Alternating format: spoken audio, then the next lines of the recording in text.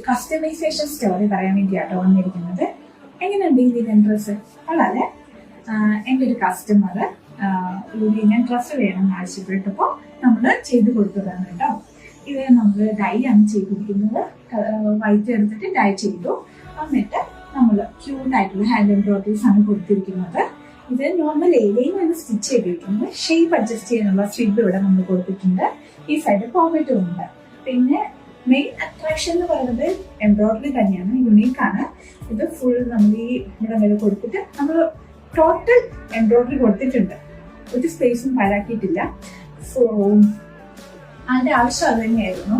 ഒരു സ്പേസും പാഴാക്കേണ്ട, എല്ലായിടത്തും നമുക്ക് എംബ്രോയിഡറി കൊടുക്കണം എന്നായിരുന്നു ആവശ്യം. പിന്നെ ഇതിന്റെ കളേഴ്സ് നമുക്ക് കസ്റ്റമൈസ് ചെയ്യാം. ഏത് കളർ വേണമെങ്കിലും നമുക്കിത് ചെയ്തെടുക്കാൻ പറ്റും. ഇത് വേണമെങ്കിൽ ചെയ്ത്